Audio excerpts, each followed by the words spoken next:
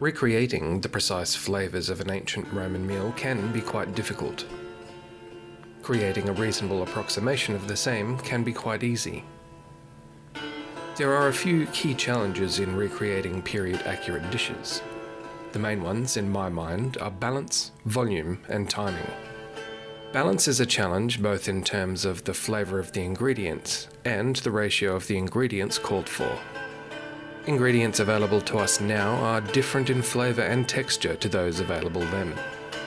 Species and variety type, husbandry and cultivation practices, and the transport and storage of goods all would have combined to determine the particular nuances of each ingredient.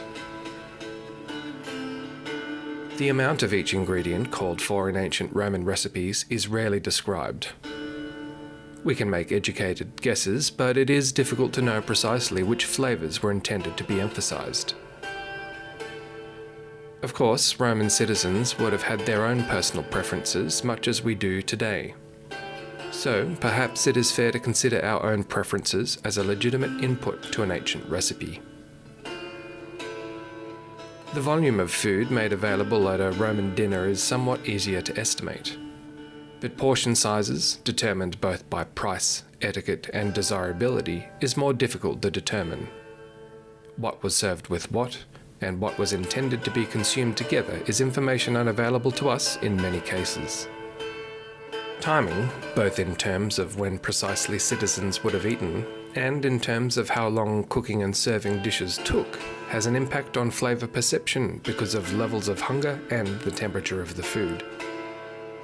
But for our purposes, which are perhaps more practical than academic, we are able to cook and eat some Roman dishes with a fair degree of confidence that we are tasting food that would have appeared familiar to a citizen of the Republic. The following 3 recipes, lentils, carrots and bread, have been adapted from Apicius Re De Coquinaria. This trio can function as an easy weeknight dinner as easily as it can form part of a larger banquet, perhaps for the purposes of a reenactment. Whatever the context, I hope you find these useful or at least interesting.